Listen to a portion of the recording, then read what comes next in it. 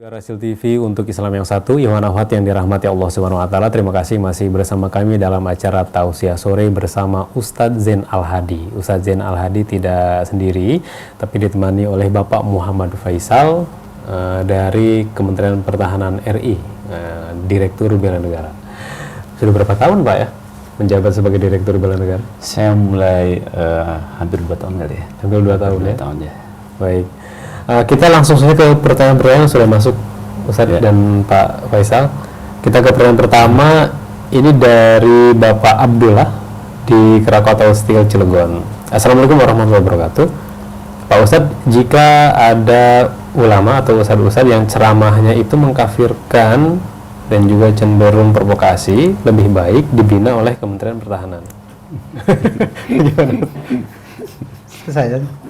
Ya, boleh Ustadz dulu boleh. Silakan Ustaz. Ya, Bismillahirrahmanirrahim. Ya, itu betul sekali karena bahayanya lebih banyak daripada faedahnya ya. Kita niat dia baik, tapi kesadarannya ya. Jadi tidak apa tuh kalau lihat figur Nabi Muhammad kan nggak begitu. Banyak dulu ulama-ulama nggak begitu. Ini kan baru-baru saja timbul seperti ini. Itu Nabi sendiri tidak pernah dalam ceramahnya itu mencela orang. Apalagi mengkafirkan, nyalahkan orang aja tidak pernah. Kalaupun ada yang salah, Nabi hanya mengatakan ma balu kaumin, kenapa sih sampai ada yang begini, itu paling tinggi marahnya Nabi. Kan katanya ahlus sunnah ikut sunnah Nabi. Hah? Di mana sunnah Nabinya itu? Itu aja pertanyaannya. Terus kepada mereka tanya di mana sunnah Nabinya. Kalau ikut sunnah Nabi, Nabi yang mana? Nabi yang mana yang diikuti? Kalau Nabi Muhammad nggak pernah seperti itu. Nah, kemudian selanjutnya insya Allah dilengkapi Bapak. Kalau ada kasus atau peristiwa-peristiwa seperti itu, sebenarnya tindakan apa sih yang dilakukan oleh Kementerian Pertahanan, Pak?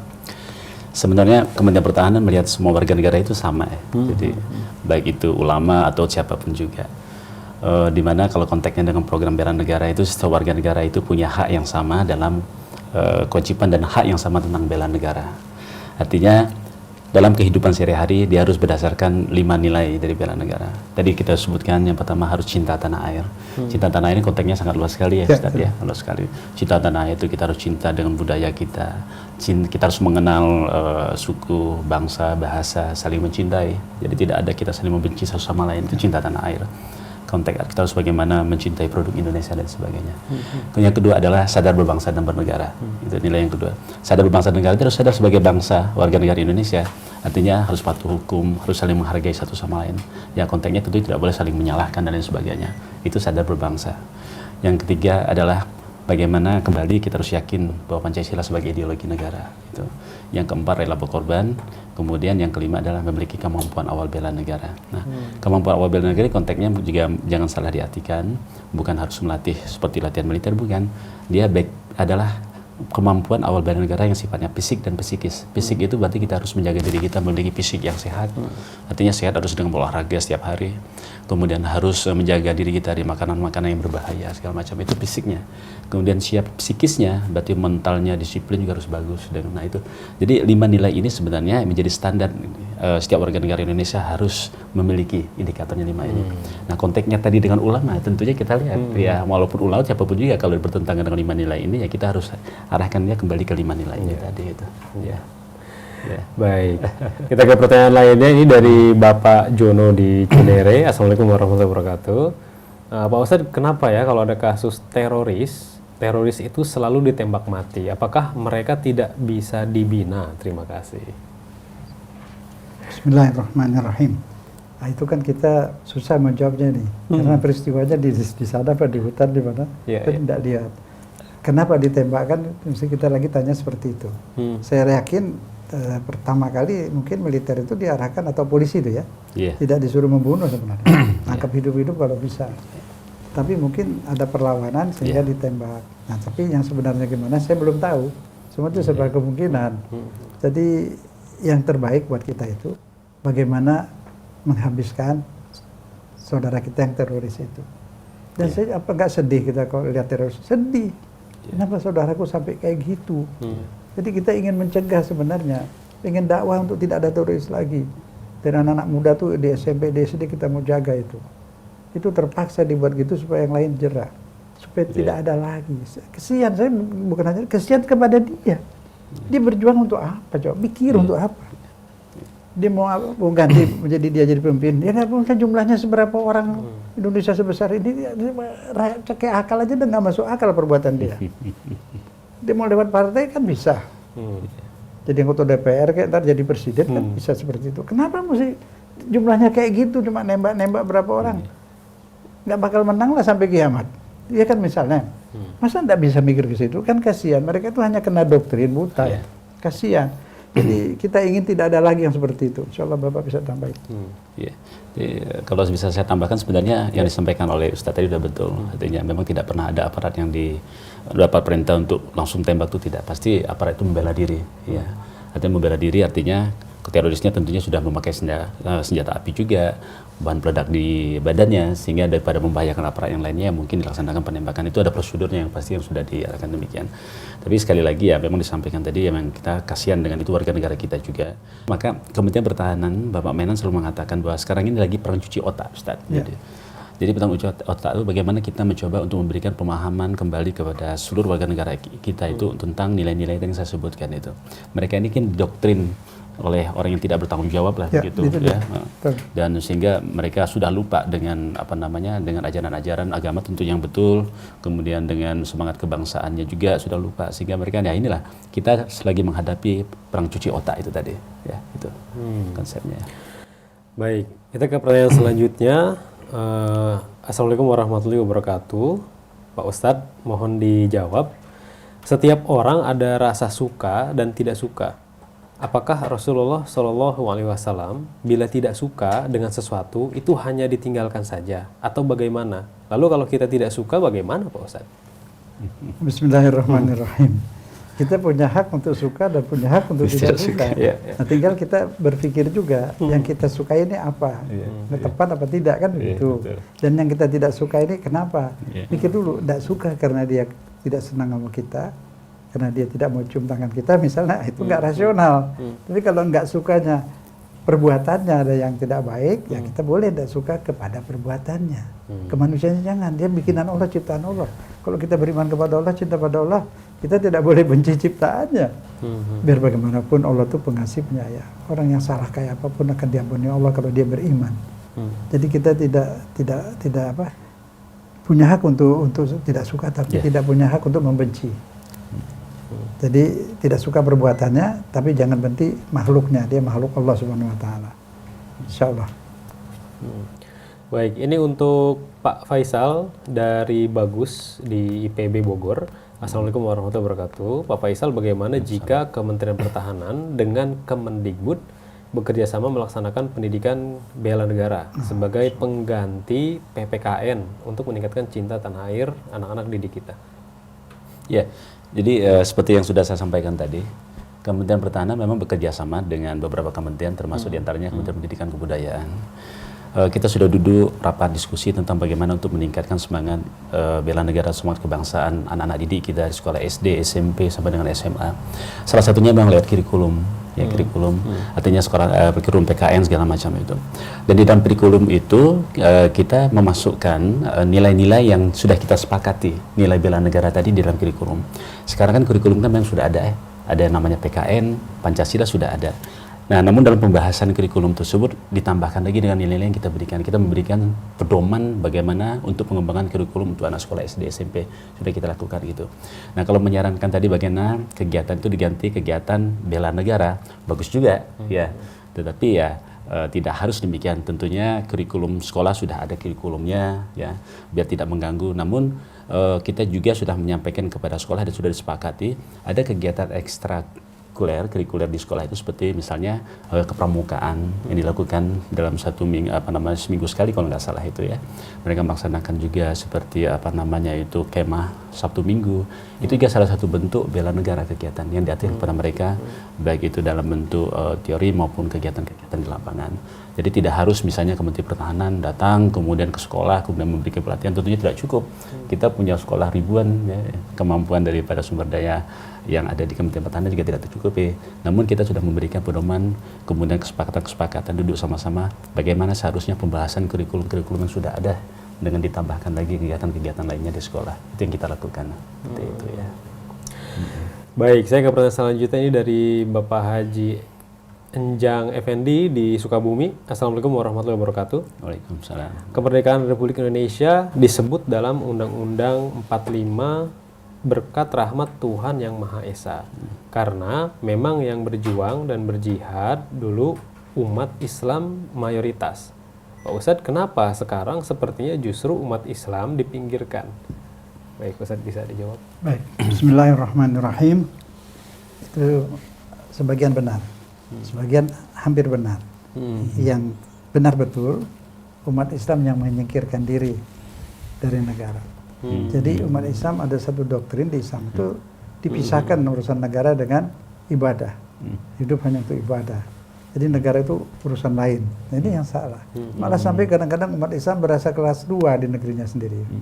Itu yang kita sangat menyedihkan itu. Karena pernah dipolitisir pada masa lalu, saya nggak akan sebut. Pernah dipolitisir dengan doktrin-doktrin salah satu partai. Mencelah negara semua. Jadi seolah umat Islam itu tidak bertanggung jawab terhadap negara.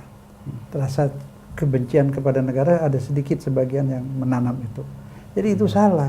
Ya, umat Islam kalau mayoritas ya berarti Anda yang punya negeri ini, yang lain juga punya negeri ikut bersama. Tapi Anda yang mayoritas yang lebih artinya harus lebih banyak membela negara, membuat kebaikan untuk negeri ini. Jangan berasa ini negeri orang, negeri Anda sendiri.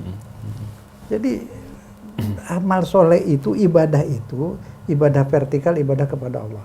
Berbuat baik kepada bangsa, kepada manusia itu ibadah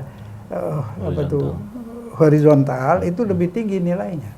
Kan ada dibilang buang duri dari jalan itu berpahala. Bukan hanya duri, sekarang sudah nggak ada pohon salak, mana ada duri. Membuang batu, membersihkan sampah, itu ibadah. Di Madura ada nenek itu terjadi kejadian benar. Tiap pagi menguti daun di depan masjid. Selembar satu sampai diambil daun selembar, dia bersalawat Allahumma sholli ala Muhammad wa ali Muhammad, dimasukkan karungnya Allahumma sholli ala Muhammad wa ali Muhammad. Terus pada suatu hari pengurus masjid mengangkat pegawai untuk membersihkan masjid. Datang ibu tuh protes sambil menangis. Bapak pengurus masjid, kenapa tempat saya beramal diambil dikasih ke orang lain? Saya ini orang bodoh, saya ini nggak punya uang untuk sedekah. Bodoh, nggak tahu apa-apa. Amal saya satu-satunya ini. Saya bersihkan masjid sambil bersalawat. Saya ingin dapat syafaat dari Kanjeng Nabi. Kenapa saya diberhentikan? Nangis dia. Akhirnya pengurus masjid sadar. Berarti pegawai diberhentikan, dikasih nenek itu untuk bersihkan masjid. Ini dia nggak punya ilmu, tapi Islamnya benar. Luar biasa. Tidak ada ilmu di lidahnya atau di mana, tapi hatinya penuh ilmu. Hatinya ada hikmah. Di hatinya ada hidayah dari Allah. Islam ini tidak cukup dengan ilmu juga wadahnya, tempat ilmu di sini harus bersih, baru ilmunya bagus. Ada cinta di sini, pelajari Quran dari ujung sampai akhir hadis, semua isinya cinta. Cinta Anda zakat kasih siapa? Kasih Allah apa kasih manusia? Kasih manusia. Simbol apa? Simbol cinta dan kasih sayang. Mengeluarkan zakat, berkurban nanti musim haji ini, musim cinta ini. Anda punya uang berapa pun masih merasa kurang, tapi mau mengeluarkan 7 juta untuk beli sapi. Sekarang naik sudah 8 juta. Berapa juta beli kambing untuk saudara yang lain. Itu cinta itu. Jangan hitung pahala. Kalau hitung pahala Anda dapat pahala dari Allah, tapi pangkat Anda pangkat buruh. Bekerja minta upah sama Tuhan. Lakukan korban dan sedekah itu cinta. Kasihan nih saudaraku. Itu Allah yang Maha Pecinta akan mencintai Anda nanti. Dari sekarang Allah akan turunkan malaikat mengawal. Ada di surat Fussilat, siapa yang berbuat baik seperti itu Allah turunkan malaikat mengawal. Pada sakaratul maut, hidup yang paling menakutkan itu menjelang mati, itu serem. Nah, itu dibisikin sama malaikat, jangan takut, dosamu diampuni, engkau disayang Allah, rumah untukmu sudah disediakan, Allah pelindungmu di dunia dan di akhirat. Itu semuanya cinta. Jadi salah, saya rasa negara nggak pernah menyingkirkan bangsanya, warganya. Umat Islam sendiri kita diajak minggir, diajak seolah negara urusan negara, malah lebih serem lagi diajarin benci kepada negara. Ini tauhid. Apa itu? Siapa tauhid? Kita nggak tahu siapa tauhid. Kita wajib membersihkan diri kita sendiri. Polisi, tentara banyak yang soleh. Saya banyak nemuin ada polisi yang pulang kerja mulung untuk anak yatim, dia biar anak yatim, ada yang habis bekerja ngojek untuk anak yatim, tentara juga banyak. Di mana ada kecelakaan di negeri ini semua tentara. Kapal masuk ke dalam laut, dia masuk ke dalam laut. Ada lumpur, dia ikut di lumpur situ. Ada kebanjiran, dia masak. Saya lihat ada kebanjiran dulu di Jatinegara Timur itu kemah dari ujung ke ujung itu TNI itu. Tinggalin rumah tangganya, masak di situ untuk orang kebanjiran. Maaf ya, saya nggak lihat Ustadz tuh di situ. Nah, ini supaya kita ngerti. Jadi siapa yang alim di sini? Bukan saya cari muka, enggak, ini fakta nyata. Jadi kita sebagai warga negara, ini negeri kita. Apapun yang kita bikin kebaikan untuk negeri ini, untuk semua orang, untuk anak kita. Kalau bolong negeri ini tenggelam, kapal ini tenggelam semua. Kan begitu. Anak kita, cucu kita semua di sini. Kita hidup di sini. Apa yang kita makan dari hasil bumi ini. Semua umat Islam wajib mencintai negerinya. Itu ajaran yang benar. Islam itu cinta. Insya Allah. Subhanallah. Baik, kita ke pertanyaan selanjutnya Pak Ustadz. Ini dari hamba Allah di Jakarta. Assalamualaikum warahmatullahi wabarakatuh. Rasil, menurut saya di negara kita ini segera diterapkan hukum Allah. Karena 71 tahun merdeka, dengan KUHP, negara kita masih banyak rakyat miskinnya. Saya ingin negara kita selamat dunia dan akhirat. Bagaimana pendapatnya? Terima kasih. Baik, bismillahirrahmanirrahim. Saya setuju benar itu. Tapi konsepnya apa sudah ada. Nah, siapa yang menjalankan? Siapa hakimnya? Hukum acara pidananya saja banyak orang belum tahu. Maaf loh. Saya mau tanya sama kiai manapun, hukum acara bagaimana? Dia tahu maling potong tangan, ini tahu. Hukum acara tidak tahu. Hukum acara itu nggak bisa diambil dari literek Quran dan hadis. Perlu falsafah, motivasi. Setiap ada peristiwa kriminal, Nabi selalu bertindak sebagai pembela. Habis Nabi meninggal, Sayyidina Ali selalu dibebaskan. Lihat di Bukhari, Muslim ada. Tapi kalau tertulis nggak ada. Saya beri contoh lagi. Banyak orang tidak mengerti, dianggap perbudakan masih ada dalam Islam. Memang nggak ada dalam Quran hadis. Bebaskan budak, tidak boleh budakan, nggak ada, perbudakan tidak ada. Tapi gunakan falsafah. Islam setiap ada perbuatan salah, orang melanggar hukum dalam ajaran Islam, dihukum untuk memerdekakan budak. Hukumnya merdekakan budak. Coba gunakan motivasinya. Motivasi memerdekakan budak ini apa? Habis masa perbudakan. Islam lebih dulu daripada negara Barat dan Amerika memerdekakan budak dengan cara damai. Tidak ada peperangan, demo Martin Luther King apa itu di Amerika minta dibebaskan dari perbudakan. Islam tidak ada pakai minta, tidak ada demonstrasi, langsung dimerdekakan sehingga mantan budak dan mantan majikan bisa hidup berdampingan bersama, tidak ada permusuhan.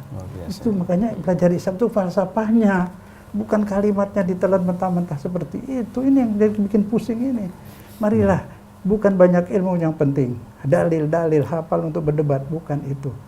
Pahami ajaran Islam itu motivasinya apa, falsafahnya apa, tujuannya apa. Zakat itu tujuannya mengentaskan kemiskinan. Coba pikir. Mengentaskan, gimana itu caranya mengentaskan? Nah, pikirlah itu rame-rame. Muhammadiyah, NU berfungsi untuk mengentaskan warganya masing-masing. Ayo, kumpulin zakat tuh. Habiskan kemiskinan di NU, habiskan kemiskinan di Muhammadiyah. Hah? Kumpulin dana waktu Maulud itu, waktu Rajab itu, mana dana zakat, kumpulkan. Manfaat kumpul-kumpul dari Rajab Maulud itu harus ada arti, ada amal soleh. Amal soleh itu bukan kalimat-kalimat baca-baca, itu bukan. Amal soleh itu perbuatan nyata, karya nyata, amal, produksi itu, bisa bikin. Itu maaf ya, seperti itu kita ingin mulai, tidak rubah Islam. Ahlus Sunnah tetap, Muhammadiyah tetap, NU tetap. Pemahaman ini yang harus dipahami secara falsafah. Jadi tahu motivasinya apa. Banyak sekali yang benar tapi tidak bermanfaat. Maulid kan benar, manfaatnya mana? Rejeban benar, manfaatnya mana? Malah ada yang bakar uang zakat, mungkin orang kasih uang zakat dibakar pakai petasan. Haram itu.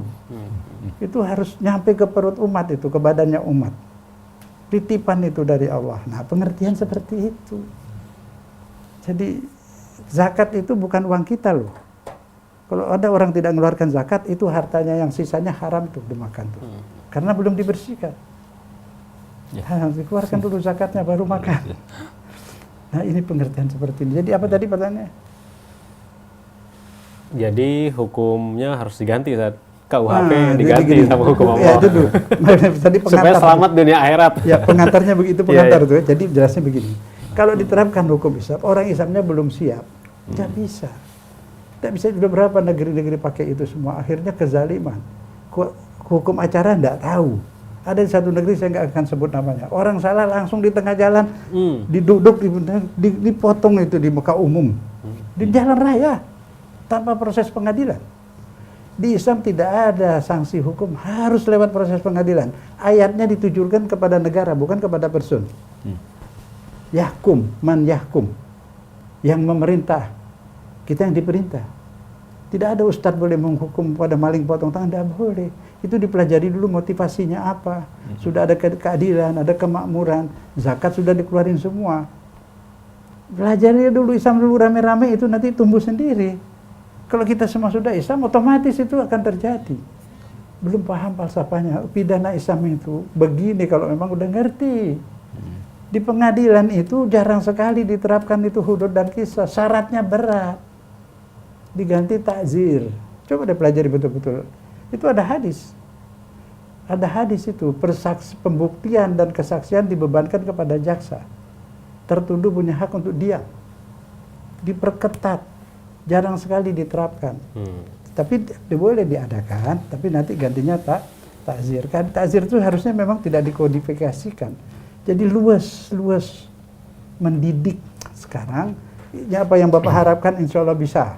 Tapi kita dulu semua ini Islamkan diri kita baik-baik. Baik. Kalau kita udah Islam semua, insya Allah itu akan ada. Iya. Kita ke pertanyaan terakhir ya Ustadz, karena kita sudah dibatasi waktu. Ini dari 0812188 sekian-sekian. Assalamualaikum warahmatullahi wabarakatuh. Semoga Pak Ustadz dan narasumber semua diberkahi, disehatkan dalam meneruskan perjuangan. Nah, memang yang memerdekakan bangsa ini betul umat muslim sebagian besar. Namun sekarang umat muslim belum menikmati kemerdekaannya. Sebagian besar juga belum merdeka secara hakiki, secara politik, dan secara ekonomi. Masyarakat kita masih terjajah bila melihat aspek tersebut. Mohon tanggapannya. Baik, bismillahirrahmanirrahim. Betul sekali. Akan kita lakukan untuk sampai ke situ. Tapi sebelum itu kita merdekakan diri kita dulu. Tanah air kita sudah merdeka, negara sudah merdeka, tapi saya sendiri belum merdeka. Bagaimana Anda semuanya? Saya rasa sama dengan saya. Masih ada sini setan, masih ada hawa nafsu menjajah. Nah ini, menjajah untuk benci, menjajah untuk marah, menjajah untuk terakus, untuk tamak. Astagfirullahaladzim.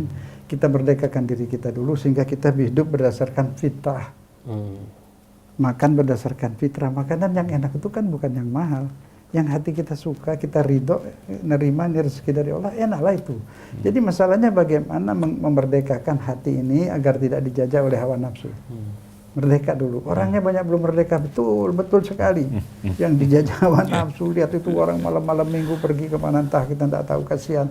Habis uangnya, rumahnya ditinggal anaknya, banyak sekali. Jadi semua ajaran Islam kita disuruh merdeka diri dari hawa nafsu dan dari setan. Inna setan aduun lakum. Setan yang di hati ini maksud saya. Jadi caranya gimana? Ajak bicara hati ini. Jangan ya. Jangan. Mau benci, Bang? Jangan. Mau apa lagi? Mau yang keinginan besar banyak-banyak? Jangan, nggak ada gunanya. Di sini sebentar. Jadi merdekakan diri. Jadi hidup ikuti fitrah suci itu. Itu merdeka. Maaf ya. Siapa yang udah merdeka? Jarang. Kalau orang merdeka itu dia dekat Allah terus, senang, bahagia dia. Itu satu. Kedua, kalau kita sudah merdeka, kita akan berusaha memerdekakan lain. Betul itu. Kemerdekaan apa itu? Kemerdekaan itu kemerdekaan yang benar. Bukan merdeka saya ingin merdeka, ingin tanpa busana tidak boleh ditangkap. Itu bukan merdeka itu. Mengikuti hawa nafsu. Dijajah oleh setan. Orang hewan-hewan sekarang ingin berpakaian, manusia ingin melepas pakaian. Kan aneh. Jadi merdeka itu ada tempatnya. Yang tidak sesuai dengan kemanusiaan ya bukan merdeka, penjajahan justru. Nah baru kita minta dimerdekakan. Televisi merdeka dari apa itu, dari apa yang merugikan anak-anak, ya lain-lainnya lagi itulah. Ekonomi juga seperti itu, bukan merdeka mencampur ini dengan ini, merusak ini. Ada pabrik beras di Kerawang itu, saya nggak tahu masih ada apa enggak. Orang bilang pabrik beras, keluar nanti berasnya putih, masuk ke dalam berasnya nggak putih. Nah itu dicuci dengan kimia itu. Sebelah mana saya nggak tahu. Itu bukan merdeka, itu penjajah. Iya kan? Nah, jadi artinya coba dipahami betul-betul merdeka itu gimana, kita merdeka untuk beramal soleh, merdeka untuk berbuat baik, merdeka untuk beriman kepada Allah. Merdeka dan kita bebas dari hawa nafsu, bebas dari penjajahan setan. Setan itu yang menjajah, nggak percaya dah. Saya pernah nemuin orang di satu tempat, hujan besar. Saya sudah pernah sampaikan ini. Saya habis ceramah, mampir di rumah dia itu karena hujan, mampir. Istrinya datang, Papa beliin obat anaknya panas sakit. Ya, hujan mau saya. Tidak lama kemudian dia mau merokok, buka laci, rokoknya habis. Hujan-hujan pergi dia beli rokok. Ini negara memang sudah merdeka, tapi dia dijajah nikotin. Dijajah rokok. Nah, itu contoh. Kita bebaskan diri kita dari penjajahan-penjajahan setan dan hawa nafsu, insya Allah. Iya. Dari Pak Faisal sendiri? Ya, bahkan sekaligus menutup. ya sekali lagi kalau kita dari Kementerian Pertahanan tentunya tidak jauh beda seperti yang disampaikan oleh Ustadz tadi, bahwa bela negara itu adalah sesuatu hal yang keharusan bagi setiap warga negara Indonesia. Tadi juga disampaikan bagaimana kecintaan terhadap bangsa sesama itu adalah merupakan nilai-nilai yang memang harus melekat di setiap diri warga negara Indonesia. Jadi kita mengharapkan seluruh warga negara Indonesia, masyarakat yang mendengar ini, mari kita sama-sama bangkitkan kembali semangat nasionalisme kita, bangkitkan kembali semangat untuk membela negara ini dari segala macam bentuk ancaman. Walaupun ancaman itu merupakan penjajah dari setan yang disampaikan tadi, kita harus sadar, kesadaran kita untuk membela bangsa dan negara ini dimulai dari diri kita sendiri. Tadi disampaikan bahwa bela negara mulai dari sikap dan perilaku kita, untuk menjaga diri kita, menjaga tingkah laku, menjaga hawa nafsu kita dalam rangka untuk kepentingan bangsa dan negara ini. Terima kasih. Baik, itu tadi pertanyaan terakhir Pak Ustadz yang bisa kita jawab Pak Ustadz. Jadi dari seluruh bahasan, tadi juga ada yang sudah Ustadz sampaikan mengenai bela negara dalam Islam, dan juga kita menjawab pertanyaan-pertanyaan yang masuk, yang bisa Ustadz simpulkan apa Ustadz kepada pendengar untuk sebagai penutup dari kita. Bismillahirrahmanirrahim. Kita banyak-banyak berdoa kepada Allah Subhanahu wa taala, karena orang Islam yang baik itu merasa sangat butuh kepada Allah. Orang yang Allah tidak suka, walaupun dia banyak amal tapi dia merasa tidak butuh kepada Allah. Itu Allah tidak suka itu. Dia suka hambanya selalu datang, membutuhkan dia, sedikit berdoa, mau berbuat apa saja berdoa. Bismillahirrahmanirrahim. Bismillah itu bukan ucapan begitu, itu berdoa itu. Dengan nama Allah yang pengasih penyayang, semoga ini pekerjaan saya ini diridhoi Allah, dijagain Allah, disingkirkan efek sampingnya dengan baca bismillah. Bismillahirrahmanirrahim. Nah, nanti mau berapa-apa yang belum besok, insya Allah, jika diizinkan Allah, jika direstui Allah, jika diridhoi Allah, iya saya akan laksanakan. Itu semua berdoa, hidup dalam apa saja, mau mandi, mau apa saja, berhubungan dengan Allah, itu namanya menuhankan Allah. Insya Allah dalam segala hal kita begitu. Dan kedua, mensucikan hati itu bersih.